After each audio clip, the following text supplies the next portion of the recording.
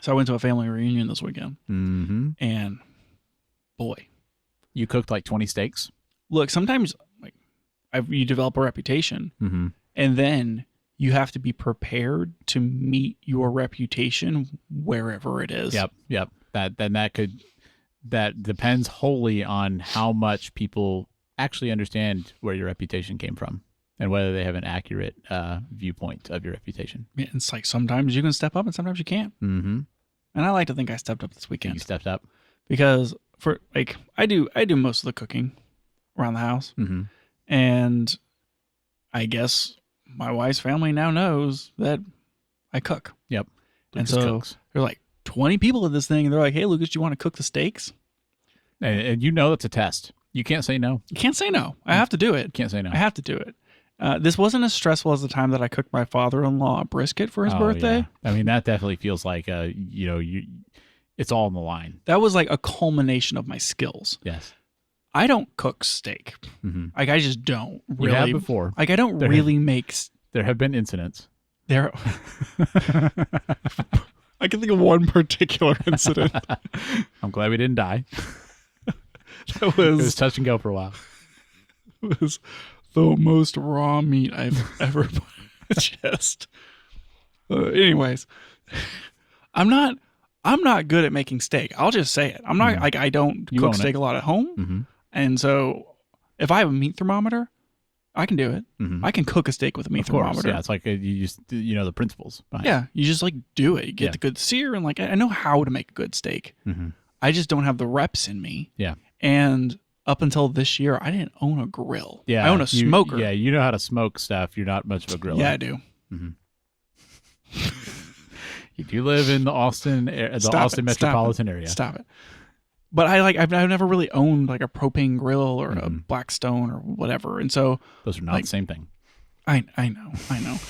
And so I'm like here at this thing, and they're like, well, we bought all this charcoal, and here's the smoker, and so they're trying to get the charcoal going in this smoker, and they're like throwing wood on top of it, trying to get the fire going, and they're like, cook steak on it, Lucas. But they also had a Blackstone, and so I'm like trying to get this fire going. I can't get like the whole coal thing going, so I'm like, you know what, we're gonna cook this on propane to make Hank Hill proud. That's one does. I cook steaks on protein. Propane. Anyway, I just propane like for your protein. Having like no thermometer, no grill experience, and like 20 steaks. It was a whole thing. And I just had to like that's an interesting math formula. I just had to step up and do it. So wait, which did you end up cooking them on? I cooked them. There's a couple of them that I cooked all the way on the charcoal. But most of them I seared them on the Blackstone, and then I finished them on the charcoal, so they'd have like a little bit of a smoke to it. That's a good way to do it. It worked out okay. I didn't like. No one complained. My wife's family is of the type that has something to prove as far as who can eat the most raw steak. Yeah, and so I could see that. Yeah, maybe her mom's side less than her dad's, but so as long as I didn't overcook it, I knew I was good. Yeah, I could undercook it as much as I wanted, and it would be fine. Yep. How did yours come out? Were you happy with yours? Yeah, mine was almost totally well done. Which is just how you like it. Perfect. What's that? Well side of medium well? Thank you. I told you I'm not good at steak. Okay, I'm not good at it. It's people stop writing in. It's okay, you can write it. If somebody wanted to write in and give us a steak recipe, I would try it.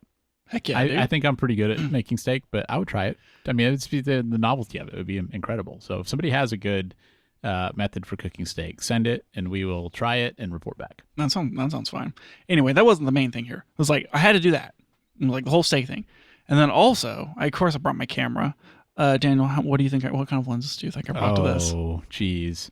Where were y'all at? You mentioned a hotel at one point, but like, where did you do most of your hanging out? There was like a club lodge place. A club? Whoa. Yeah, apparently like someone was a member of a club, and so they had like an outside area and a pool, and so we just kind of hung outside. And there was a pool. Yeah, sounds pretty nice. I didn't know that was going to be the situation when I left. I see. I didn't know where we were going to hang out. Thought it was maybe going to be like inside or something, and so I brought my XT5, obviously. Of course, at 23.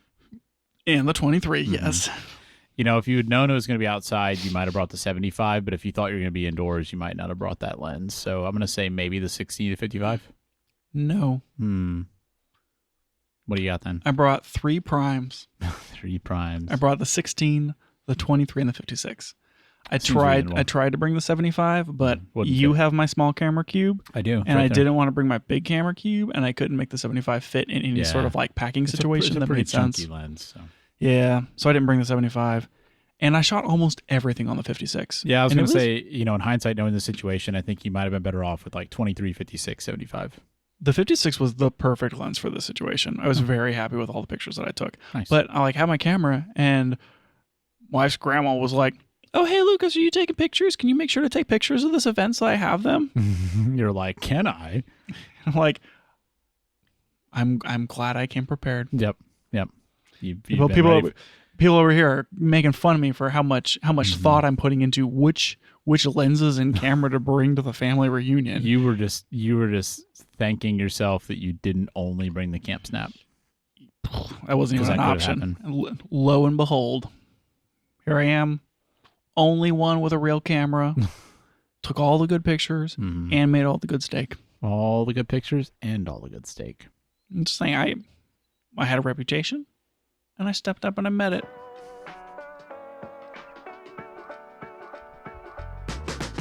Welcome back to the Camera Gear Podcast. I'm Daniel. And I'm Lucas. And we're here today to talk about the gear, software, and techniques we use to shoot photos and video.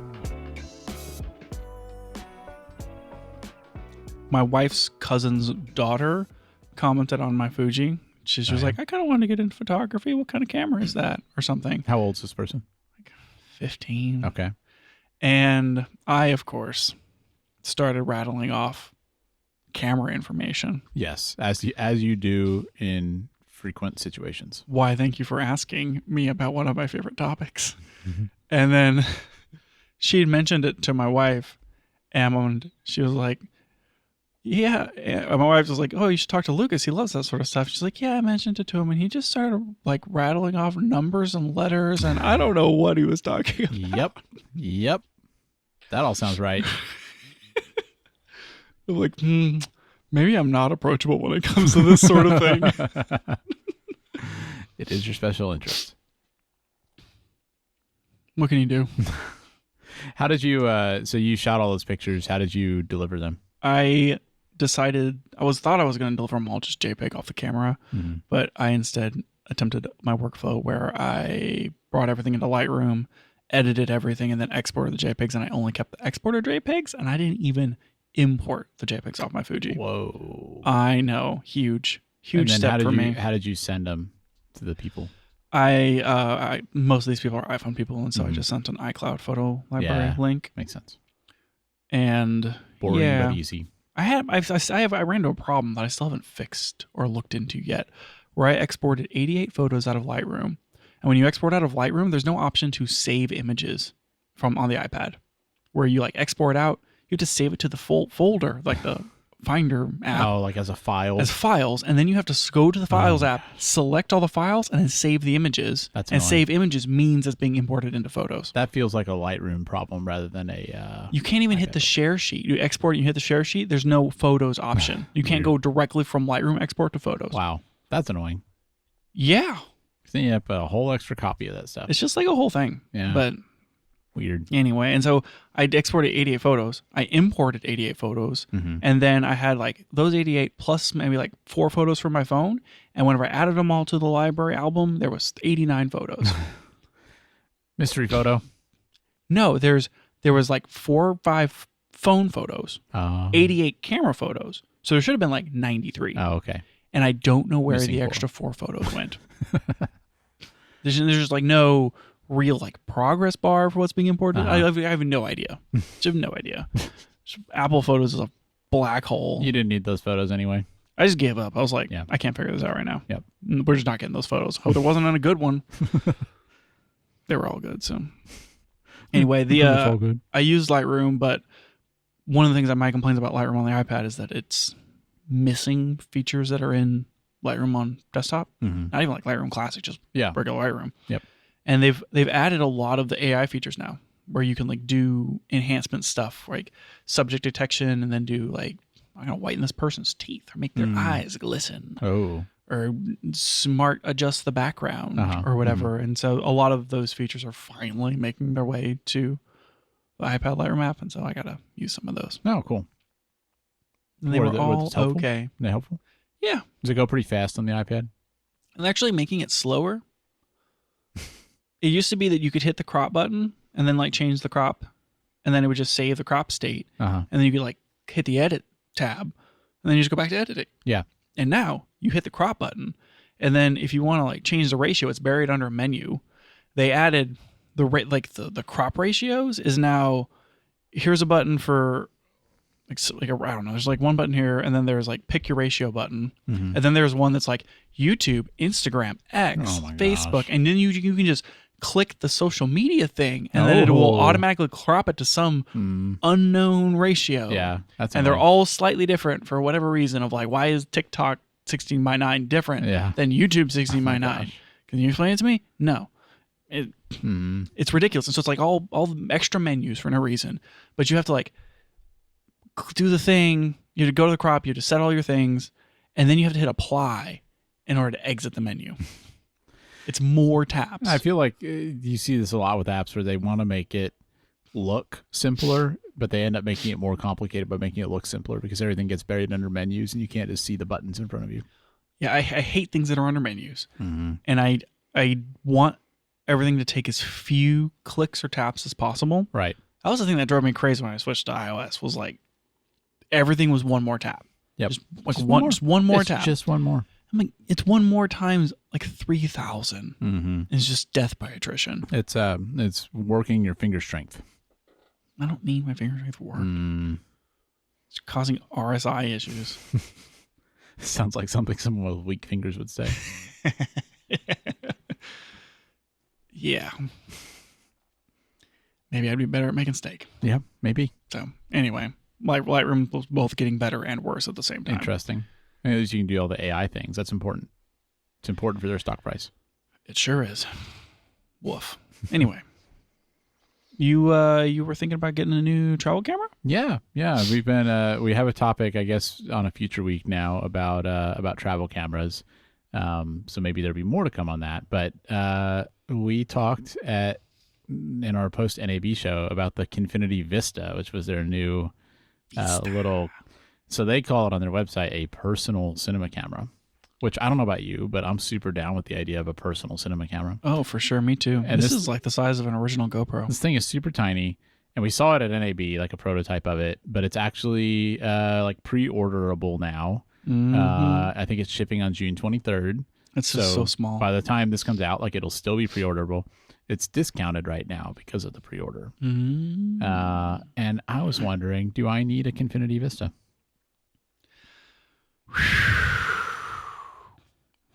I want to tell you yes. Of course you do. But you definitely don't. You just like super don't. It's just so cute. It's so look how cute it is. Adorable and tiny. It has a 4-inch OLED screen on the back. It has built-in storage. It's so fun. It is. It's so fun.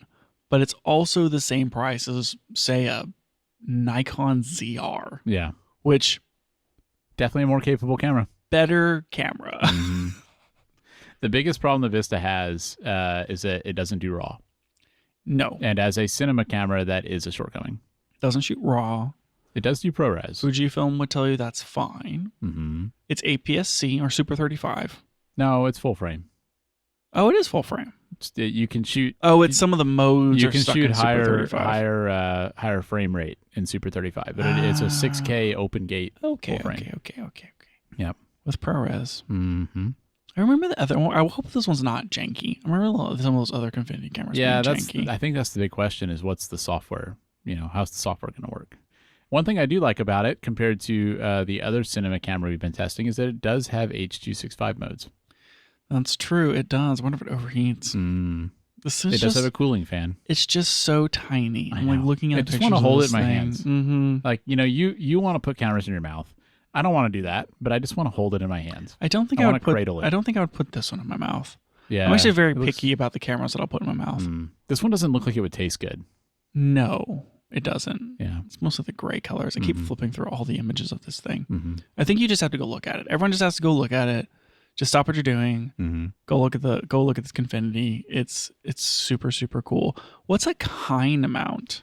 Kinney mount? They have their own mount that I think you can get like PL and LPL adapters for, and I think that's what that is. You should get it in the Sony mount. I think it's you can so small. I think you might be able to swap the mounts after purchase as well. I think you have to get it. You would have to get a non-PL mount option. You think so? Well, I mean, you would only want to shoot it with PL, but I would get a non-PL mount to then open up the options of getting a adapter, right? And then just but also be able to buy a really tiny photo lens to go on it. It would be cool to buy an E-mount Sony lens and have like a really compact setup. That's what I'm thinking. You go find yourself one of those, Sigma contemporary like full frame lenses. There you go. Yeah, and this would be adorably compact. It would be amazing. Yes. Versus if you buy the PL, it's like 1.5 inches for the PL mount. Yeah. And then you have to put a Cine lens on it, and it's like all of a sudden it's just this giant thing. Yep. It seems like, to me, honestly, I don't want to get too much into the Pixis stuff because we're going to cover that probably next week or something. But to me, the biggest question on this camera is not anything about whether the menus are janky or anything like that. Yeah. It's whether the footage from it looks like a cinema camera. Because I don't know what it is, but there is something about cinema camera footage. I mean, having not had tons and tons and tons of experience of shooting on cinema cameras, you are correct. I mean, we did it. All I'm saying is we did a recap video from an event this past weekend where some footage was shot on Lumixes and some was shot on the Pixis. And 12K. And I mean, we shot the footage, right? So like we do know, like we know, I was filming this time or whatever. I feel like I can go through the 100 clips in that video and almost one for one pick out which ones were from the Pixis, which is not what I expected. And I just wonder if this camera has that quality or not. I just don't know. I honestly don't.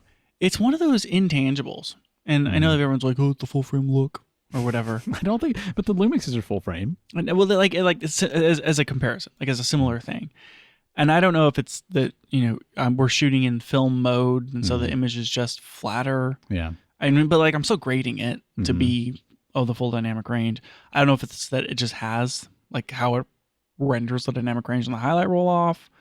Like the color is like we were shooting on a Lumix lens. It's not like we were shooting on a cinema lens for that recap video. But I swear, everything we point the Pixis at, it just looks twice as good. Like, why? But I just shot it. I shot this with my Fuji, and then for the same like equivalent focal length, shoot it with the Pixis. It just looks better. Honestly, even when we shot it into the Ninja with H.265, just looks better. Like even that. I don't get it. We gotta like stare at that footage a little more because it's a little indescribable. Yeah. And I don't know why. But and we've heard people say that before, and I just wonder like how far does that go? Like I assume a Nikon ZR wouldn't have that same effect, but I don't know. Well, I would think that, like does this camera have that look? Like how far does this go? I don't know. It's like what goes into it, right? Is it there's what colors are what colors, right? How is it choosing the color? And like even when it's accurate, it's still a matter of to some extent the color science. Like the dynamic range and the highlight roll off, like how are you balancing shadows to highlights, and what does that curve look like, and where are you focusing your contrast for certain parts of the image? I think sharpness is a huge part of it. Most every mirrorless camera is going to do some sort of internal sharpening, and the Pixis is just shooting in RAW. It's just there's no sharpening, and I'm wondering if like that's a lot of it is just the smoothness of having no real like sharpening processing on top of the way that they're doing the dynamic range and like the way they're doing the highlight roll off, and maybe like that's it. Could be. But if those are like the things, I don't know why it would prevent any camera from it looking like that. It's just a sensor on a lens, Daniel. It's just there's nothing magical about it. Yeah. I don't know. I just don't know. So whether or not the Confinity looks super good or not, I think the thing that makes I was trying to decide why do I find this camera interesting right now specifically? Mm-hmm. And I mean, part of it is that it's pretty heavily discounted during the pre-order phase, but I think what it is that the GoPro Mission 1 ILS is about to come out. Yep. And that's a Micro Four Thirds mount GoPro. Yeah. And I just wonder if this is that camera, but with like a way higher ceiling of image quality. No. You don't think so? What? No. I mean, price-wise, it's a lot more expensive. But besides that, it's like, I don't know. They're not even the same thing. You don't think so? They're both like pretty small cameras that you can put an interchangeable lens on. They're not that like. That's like saying a like an X100 6 and a GR are the same size class of camera. So you're thinking that because the GoPro uses Micro Four Thirds lenses and because it's physically smaller, you think it's so much smaller. It is smaller, and it's a 1-inch sensor compared to a full frame sensor, and this one shoots ProRes. Yeah, they're just like totally different cameras. They are different. One is an action camera with a Micro Four Thirds mount on it. I think the Kinfinity is like an action camera version of a cinema camera. No. It has no stabilization. It has a gyro. You can do the same thing you do like on the Pixis. It's not the same. And honestly, like some of the like niceness out of the Pixis footage, I think comes from it being 10 pounds. I agree. And I do agree with that. You lose that with this thing. Yeah. You're gonna have to strap weights to it. just throw a lead weight on the bottom. No, of the I'm camera. thinking like you get some gaff tape and tape it to a dumbbell. Oh. Like get like a 10-pound weight. You would do that rather than use like a 155 watt. Yeah. Yeah. No, you get like a metal like 10-pound weight, and then like weld a Manfrotto mount onto one side. And then like a lens mount thing for to hold the cinema lens on the other side of the dumbbell. And then you just hold the handle and then you mount the Kinfinity camera to that. And it's perfect. As much as I love this idea, what if instead you just gaff taped it to a Jackery? This is the perfect power solution. You could film all day. All day. You would get a lot of weight. Mm-hmm. Be perfect. It would look super janky. I feel like it would be harder to maneuver than my 10-pound weight solution. You are right about that. Mine would fit in a lot better. Your dumbbell solution would fit in a lot better if you wanted to film fitness videos at the gym. That's true. Yeah, people would have they just think you're just lifting. Just think you're lifting. I don't know. I think we got some good ideas going here. Really, really solid ideas. Yep. So yeah, I think you should definitely not buy this camera, no matter how much joy it would bring me. Oh man, I'm having to. This is really disappointing to me. I was looking forward to it. You know what, Daniel? If you want to get a Kinfinity Vista, don't let me hold you back. I mean, I'm not saying whether I am or not, but we'll see what happens. It's ridiculous. Absolutely ridiculous. Okay, well. What else should we talk about today? More cinema cameras. That's all we're talking about today. All right. That sounds good. Cinema cameras? Yeah. Okay, so are you following this Cinelux Cinema Tools? A little bit, thing? yeah. I saw this and knew it was going to appear on our show notes. You're like, I wonder if we're going to talk about that on the podcast. Horror. Yeah. What is this, Daniel? I don't know what this is. It seems like is a Super 16. Is that the type of film? I think so. Like, it's basically a film digital hybrid video camera, which when we say hybrid video camera, that means something very different usually than what it means in this case. It is hybrid forward and is the prototype of a film/digital camera. Mm-hmm. So this company, Cinelux, seems to make like shutters and pieces for like film cinema cameras. Yeah. And they are coming out with this film camera that is also a digital camera. And so it has an optical viewfinder. So you're still like looking through the lens, right? Right. And you know how global shutter works? Like a real global shutter? I mean, I think so. Like it exposes the film all at once, right? Like, what do you mean when you say how does a global shutter work? Like a real global shutter. So, I guess not. Why don't you tell me? Like in a film, The reason we have shutter angle because something's rotating. is you have something that's rotating, and it's like if you took a disc and you cut out a portion of the disc, and then you're just exposing the film all the time. Yeah. And then every time the opening passes in front of the film, it's capturing Yes. a picture. Yes. And it just does that. And so imagine doing that, but you have an opening on both sides, and one's capturing digital and one's capturing film. It's pretty clever. I don't think they're actually like spinning discs now. Yeah. It is a different type of mechanism. And I feel like but I they should are really like know, physically but- doing something to expose or not expose the film. But that's like effectively what it's doing is it's using that global shutter to take film on one of the 180s. Yeah. And the digital sensor on the other 180. And what do they do? What's the reason that they provide both? It actually kind of reminds me of the way that the Raptors work, where they can shoot the alpha and do like the double frame. But that is totally different technology. Well, here's what I think matters too is that the reason they're doing it on this is very different than what Red does with their deal. Yep. So I mean, it's so that you can get the safety of a digital backup, and then 2, I have no idea. Well, it's basically like a proxy workflow. Well, I guess that would work. Yeah. That is kind of what they're saying is the reason for doing this, is that you're shooting on film, and I think it said it can use like 300 or 1,000 foot rolls of film or whatever. So like you can put like a film cartridge in, but then as you're doing that, you're also getting a digital file that's like exactly the same because it's literally like the other 180 degrees of the shutter. Like it's like the exact same thing, and that's what you can use. And they did a lot of work to make it. Like the color science and stuff. They're trying to make it look as similar make it look like the film. But I think that's less about, you could use this, like you could deliver a project on it. It's more about you can take that as soon as you film it and like get it into your workflow, start editing it in whatever software. And then like you can use that later whenever you actually like develop your film to, to like put it to a final product. So I thought that was a pretty cool concept for why they did this. It's an interesting idea to speed that up in order to have dailies in your workflow, but still be able to shoot on film. Well, and if they made I wonder if you can even save some time in color grading. Like if it's similar enough to what the film would look like, I wonder if you can kind of get an idea of like what your grade is going to be, or I don't know. Yeah, maybe. I know that with the IMAX stuff, they have like a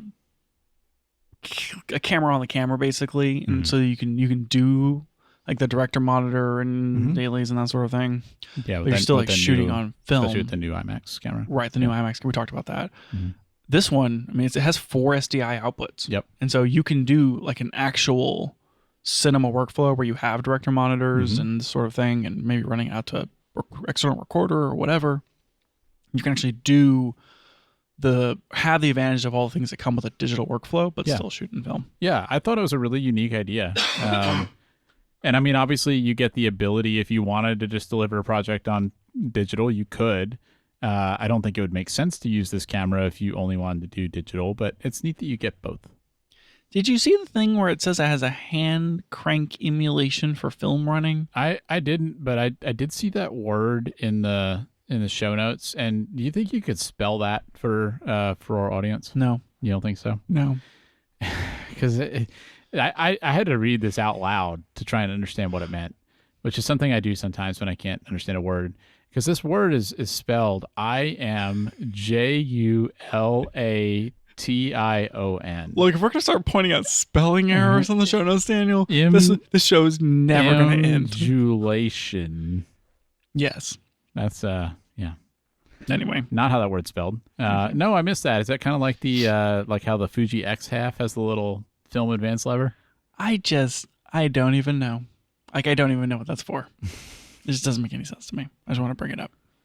Anyway, it can do a 0 to 360 shutter angle somehow. Huh. I don't understand how that works. I mean, that tells you that the way they're doing the film and digital is not like literally a disc. But I don't know. But, it can do 48 frames per second in 3K and 90 frames per second in 2K. And that's on the digital side, obviously, because the film would not have Ks. Right. Yeah. And 3K is... Actually, I don't know if that's half. I don't know what the resolution of this sensor is. It is a 13.35 by 7.42 size sensor. Is that the same size as Super 16 film? It's the size. It is. Yeah, Surely it is. It's probably real close. It is the size of a 1-inch sensor. I mean, their whole concept here doesn't work if anything about the two images is different. Right. So Super 16 is 12.52 by 7.41. So it is a 3x2 sensor that, when cropped, can be Super 16. Yeah, that makes complete sense. 16 millimeter film, while cheaper, man, no one shoots in 16 mil anymore, Daniel. My goodness. This is like old school. Like they used to shoot TV shows on 16 mil. The grain size, Daniel. The grain size is enormous. Like usually, like it's gonna be an interesting look. Yeah, like, it'll have to be very intentional. If you're shooting on a film because you want it to have a film look, there is a distinct difference in visual style from 16 mil to 35 mil, or even super 35 is what I mean. And like you can tell. Like you can tell. And 16 mil just kind of looks cheaper. Well, that's like maybe that works with what you're trying to do, right? Maybe you're trying to do something that is maybe a little more raw, maybe looks a little bit more like student filmy, or I'm trying to think of how to describe it. Like maybe more kind of TV-esque from like the 80s or the 90s. But yeah.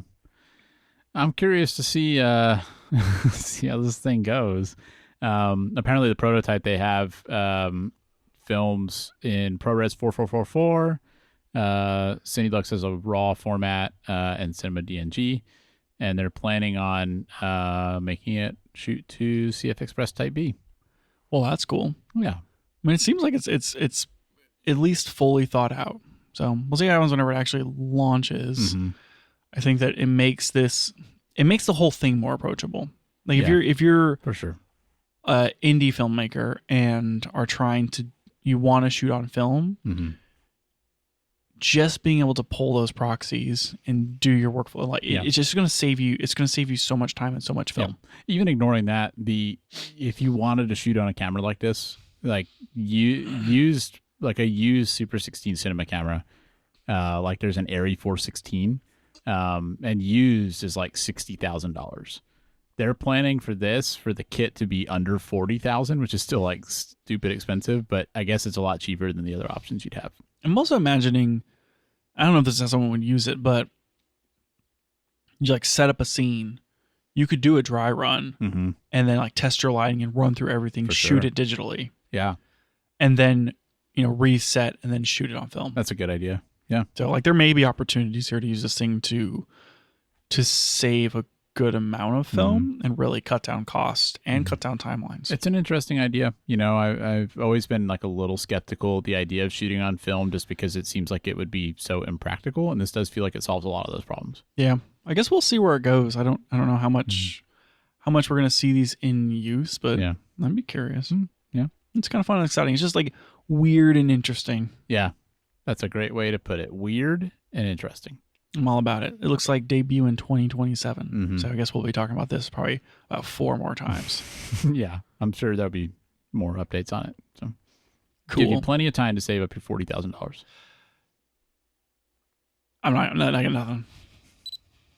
If you'd like to support the Camera Gear podcast, you can subscribe to us on Patreon. It's only $3 a month, and you'll get early access to episodes, longer pre-shows, and occasional bonus content like written reviews of gear or maybe some photos we've taken on one of our recent adventures.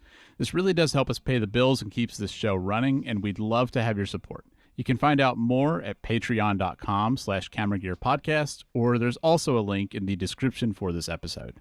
Thanks for listening, and now back to the show. Now for the real topic. Indeed.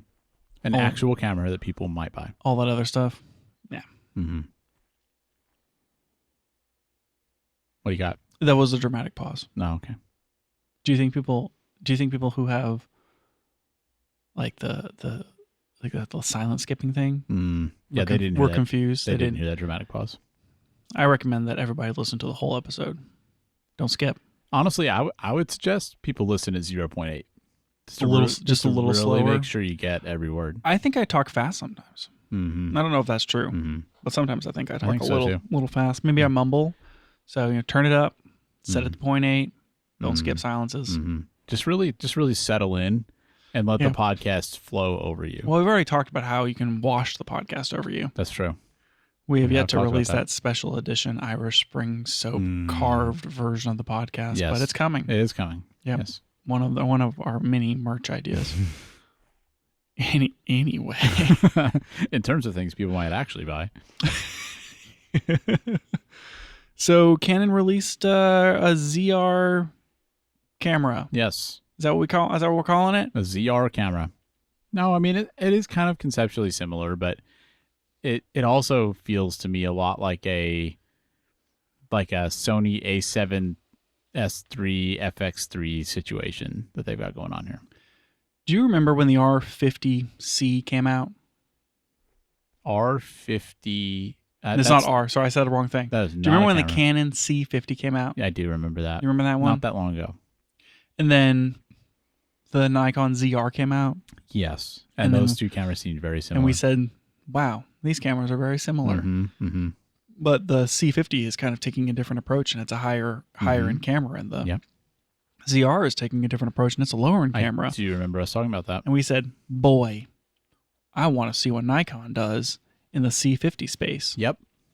And instead, we're getting to see what Canon does in the ZR space. It's a good way to think about it. It's kind of true. This is the same sensor that is in the C50 and in the R6 Mark III, Mm-hmm.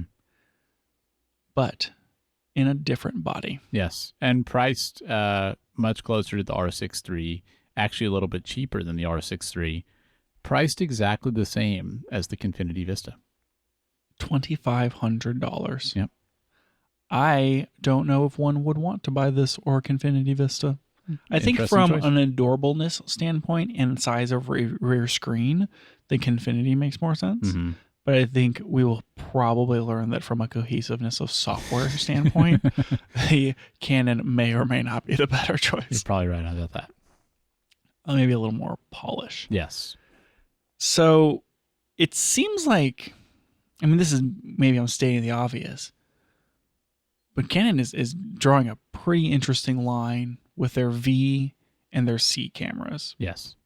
And I mean, the C cameras are obvious in that, like, here's our cinema stuff. Which is And cameras like the C50, C80, C400. Yes, and they have the cinema menus, Mm-hmm. and you have the weird ones where, like, the 50C where the C's on the other side, the 5C where the C's on the other side. Yeah, R5C. Yeah, and it has both menu sets, Yeah. the photo and the video Mhm. menu, depending on Mhm. which mode you're in. That was a weird one. And Canon's been making these vlogging cameras for Like a while. the R50V. Right. Which are smaller, vloggy, whatever cameras. This is the highest end V camera that they've ever made. Yeah. And it's meeting their video lines in just the weirdest way. Yeah, it is. Or not weird, but they brought the vlog market as high up in market as they can, where it is literally using the same sensor as the lowest end cinema camera that they make. And it feels very Canon of, look at how complete this lineup is. Right. There's a step all the way from the whatever the 1RV thing that you stick in your mouth all the way up to the C400.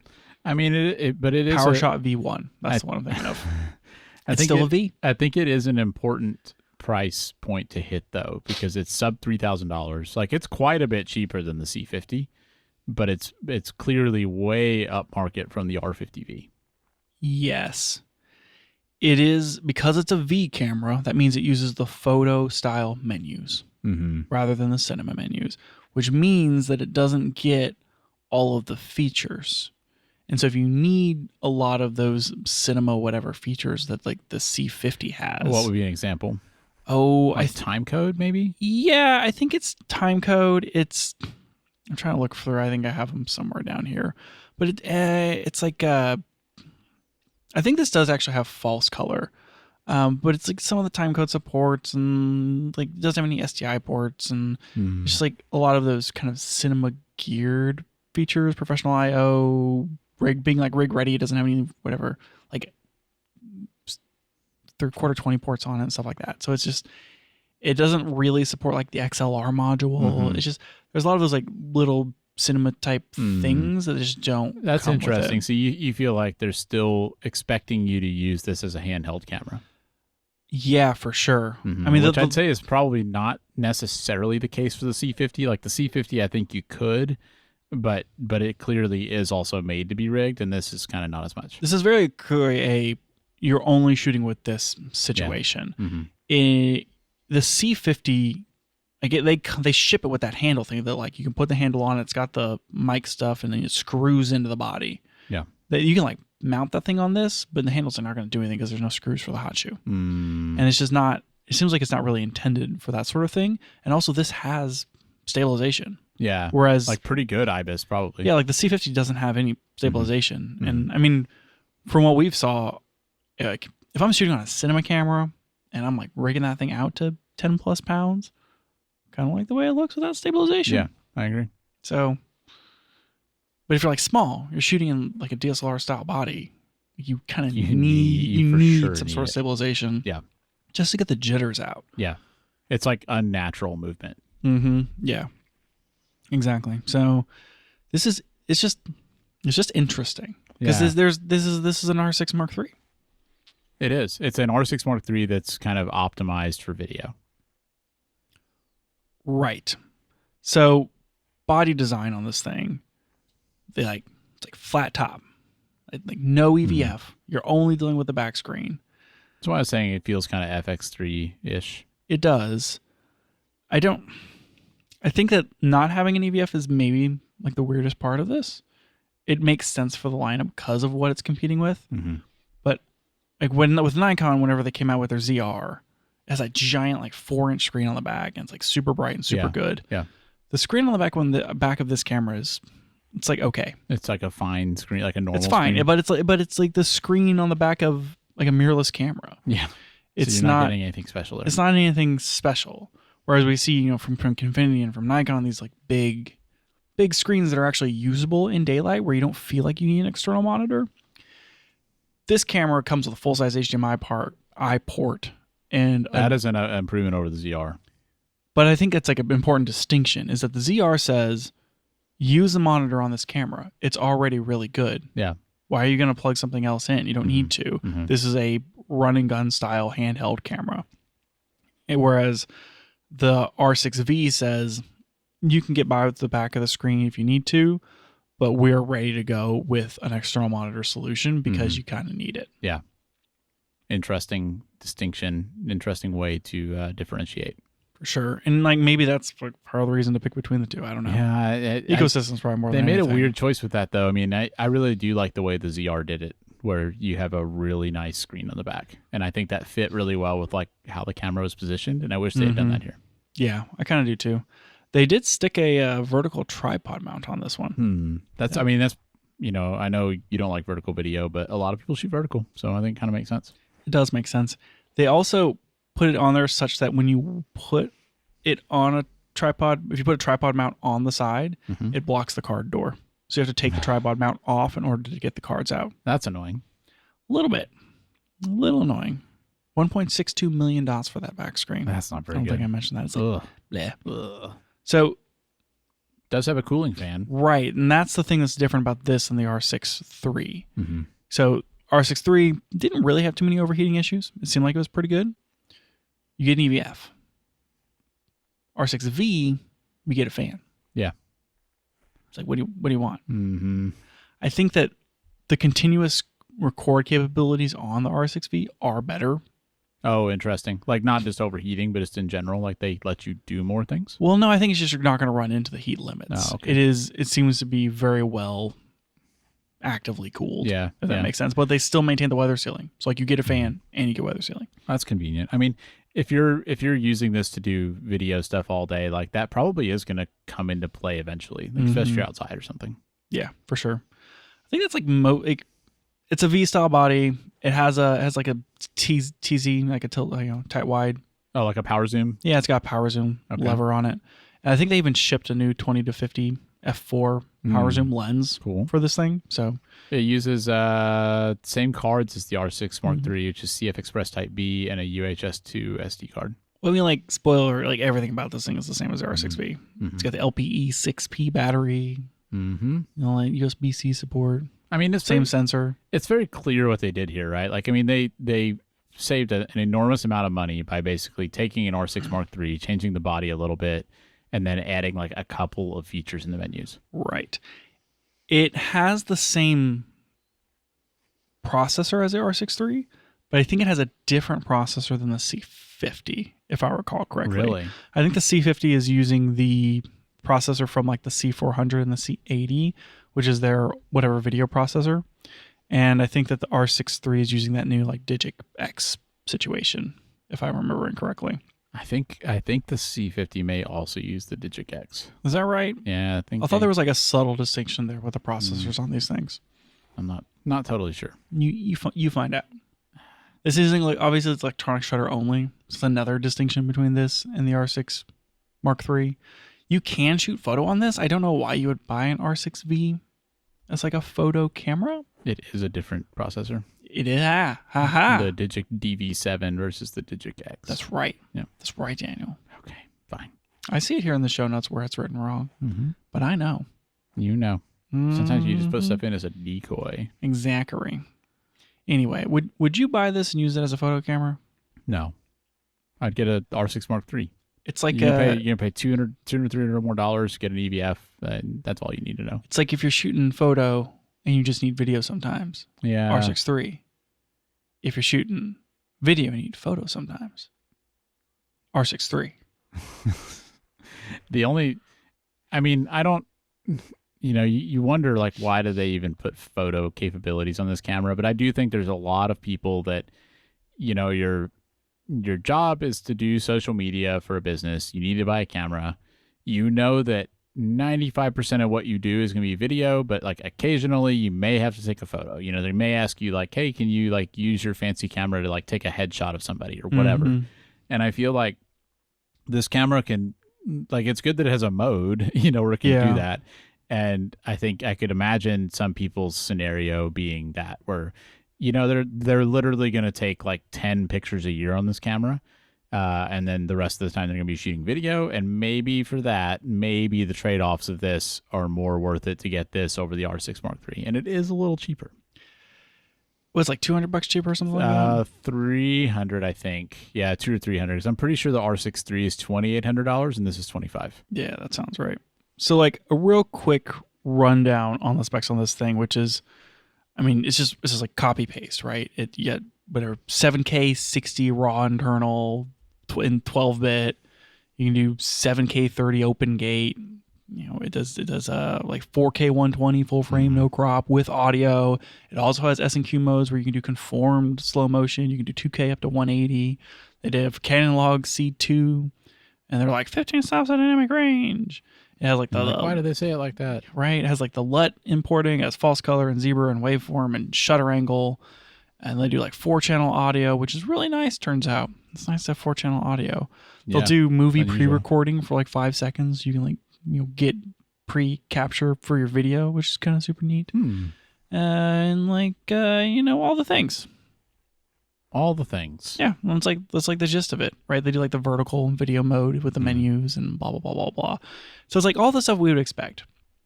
I don't think we really need to like dig too much into quality video and what this thing can do, because we've talked about it a lot with the R6 III. And so I don't know how much there really is to say for this camera itself, in so much that it's interesting.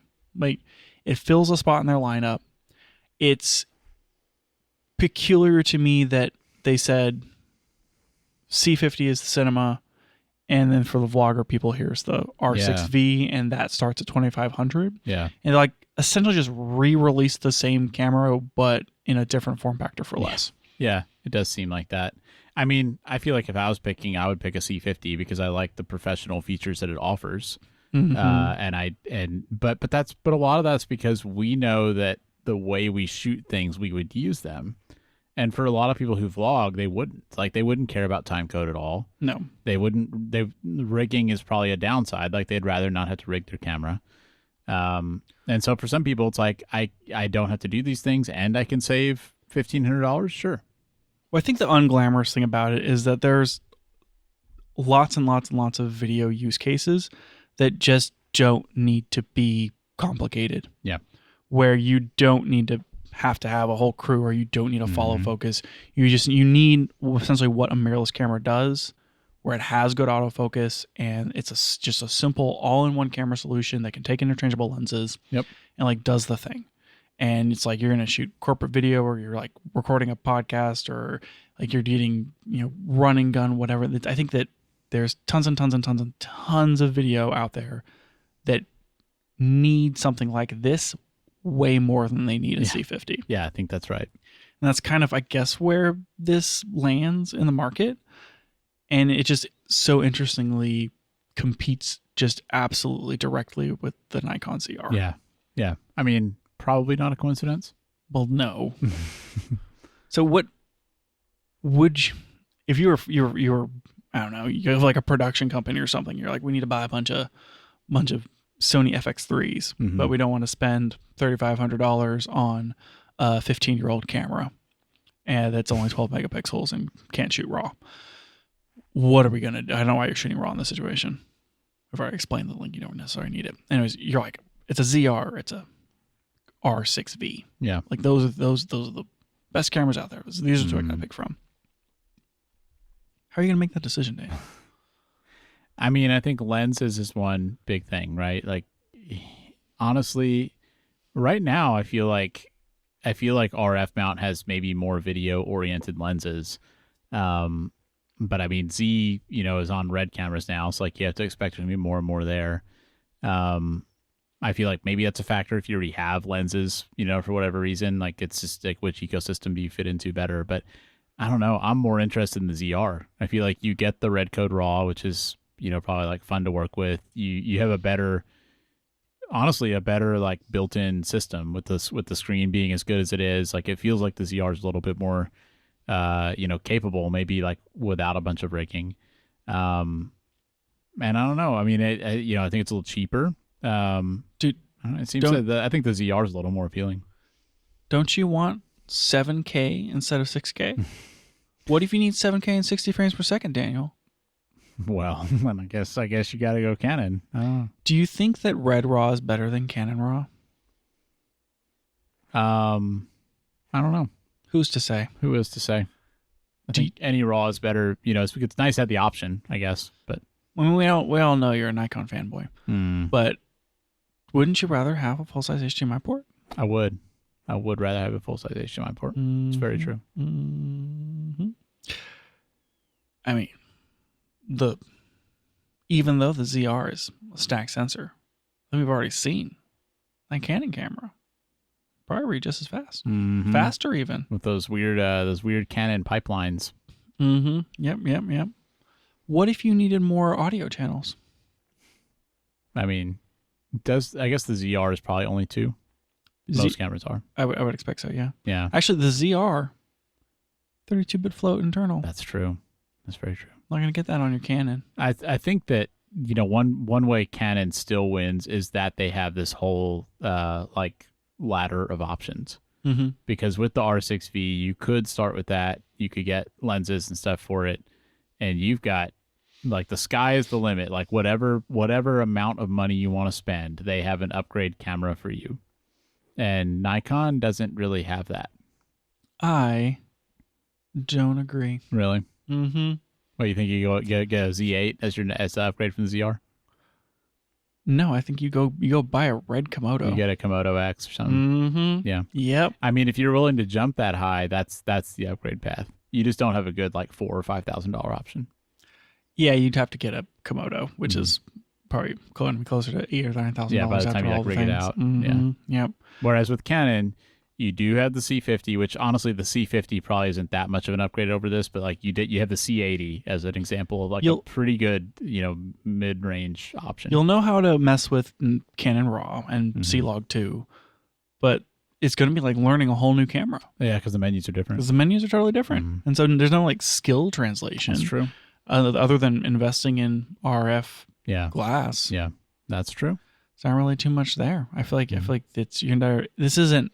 I don't think the R6V is an entry gateway for the C series from Canon. I think it gets you into the Canon system. Yeah. But I think that the R6V is the final destination. Like it's the top end vlogging camera. Right. It's the top end vlogging camera, but it's also we just need a camera on a tripod for this thing. Yeah. And we don't need it to be for like a movie or a multi whatever camera person shoot situation. It's not a documentary or whatever. It's it's YouTube or something. Yep. I mean, I'm sure you could use it for a lot more than that, but I don't know. But just because it's not a C camera. Yeah, because the menus are different. That's the big difference. Well, I mean, yeah, and like so, as a result, like certain features and this sort of thing. But I think it's interesting. Yeah, I think I would still pick an R6 III over it. Yeah, yeah. I mean, that's kind of where I go. Is is this, if I was a Canon person, would I buy this camera? And I don't think I would. I mean, honestly, I would have bought a C50 or a C80 myself. But if I was looking to spend this amount of money, I would get an R6 Mark III over it, because I feel like the R6 Mark III still gives you most of the video capabilities, but you have way better photo capabilities than this camera has. So it feels very like limited for not being that much cheaper. Yeah. So I did like a quick comparison, or a pull together quick comparison for the things in Canon's lineup that may compare to this. And they still sell the R5C for some reason, which I think is like the same price as a C50. Yeah, it is. And the R5C still has some benefit. It's real slow, but it's great on the photo side. Yes, you have to plug into a wall to use it, but you do get 8K video. And so and if you want 8K, I think that may still be the only option. Probably is. I don't think the C400 and the C80 have the same sensor. Yeah, they don't have enough megapixels. Right, but they don't have enough pickles. So in that C-ish line, like R5C is still kind of the only 8K option. But no IBIS, no internal fan. It's like heavy, the battery sucks. Yep. I don't think there's a real good reason to buy the R5C over the R6V other than 8K. Yeah, I agree. The C50, you get the cinema menus, you get the XLR top handle, you get time code in and out. You can like rig it out a little better, but no IBIS, no weather sealing. Yeah. And it's $1,500 more. Yeah. Yeah. The price is the hardest thing to swallow there, because I like the features on the C50 better, but the price is hard to get over. Yeah. I think that like the riggability and the audio solutions are just so much better on the C50. Whereas with the R6V, you're just dealing with, I mean, you get 4 channels, but it's still a matter of like, you have to do a hot shoe solution, or you have to do a mic jack in or whatever. Right. And it's even like, it's not the real top handle audio solution. And I think the C50 comes with that top handle. Yeah. So, C80, you get the better sensor, right? You get the triple base ISO, which is going to be really, really helpful. It's backside illuminated and all that R6 R6V, whatever sensor, it's not BSI. It's not stacked. It is a real basic sensor that they are just cranking the heck out of it. Yeah. So the C80 and the C400 do have a better sensor for video in them. You're going to get lower noise and stuff from the backside illuminated. You're going to get better rolling shutter from the stacked. And it has a triple base ISO. So the dynamic range is better. It's better in low light. Yeah. It's just better. The C80 is a chunky camera. It's a big boy. It's a big boy. And I feel like that's not... It would be weird to cross-shop between the R6V and the C80. I think if you're looking to do serious video stuff, the C80 is much better, but it's also a lot bigger and a lot more expensive. Yeah, it's not. It's not the same. It's just not the same, right? It's $5,500. You're spending over double the price. Yeah. But I do think you are getting that much more camera. I think you are too. In as far as like this one actually has IBIS. It's all the professional menus, has the time code. It's just so much of a better camera. The C80 I don't think has IBIS, does it? Does it? I don't think it does. Yeah, who needs it? That's what I say. Well, it's heavy enough that you probably don't. And then the C400 is like $11,000. Yeah. So it's a well diversified line, but I think it really comes down to C50 versus this, and we've already talked about that. I think they're like totally different categories of cameras as far as market that they appeal to. Yeah. I'm curious how popular this one's going to be, the R6V. Yeah, it's hard to say. I think it's just going to appeal to, it's for Canon shooters, right? It's like, here's a thing. We have a thing. You're already in the Canon world. You want the video one. You really liked the ZR, so here's the Canon version. Yeah. I really have a hard time wanting it over the R6 III. Yeah. I don't know if it's because I value an EVF and a mechanical shutter that much. I guess if you just really, really don't need photo. Yeah. But some people don't. Then the R6V does make more sense. But if I'm like only shooting video, am I thinking about other cameras? Like, am I looking at an FX3? Yeah. An FX30, an FX2? I guess an FX2 would be the most comparable comparison. Same price. This is better than FX2. Yeah, hands down. True. Yeah. Ooh. Yeah, I mean, unless you have Sony lenses. Yeah. Even if you have Sony lenses, just throw them in the trash. Just throw them away. Don't even sell them. Throw them in the trash. And then just buy this camera. Well, actually, don't throw them in the trash. Buy the Confinity camera and use it on that. There you go. Then you can use the E-mount on there. Do you think the Confinity Vista or the Sony FX2 is better? I think it depends on what you need. But I'd be way more excited about a Confinity Vista than an FX2. That's the correct answer. Because I don't think an FX2 is very exciting. No, I guess if you really need the autofocus, yeah, that'd be the reason. You should just learn how to manually focus and then get a Confinity Vista. Just get good. Just get good at it. I guess if you're not there to touch the camera. Yeah. You can always get one of those lasers. Oh. And one of those like autofocus motors. Couldn't you just like rig up that DJI laser focusing system? Yeah, the DJI LiDAR or whatever. DJI Focus Pro, I think is the name. Can you put that on anything? I think so.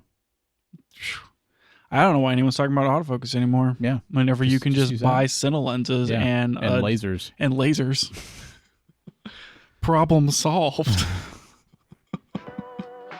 That's it for the show today. Thanks for joining us, and if you liked it, tell a friend so they can check it out too. You can find out more about the show at www.cameragearpodcast.com, and you can find us on Twitter @CameraGearPod. We'll be back with more next week.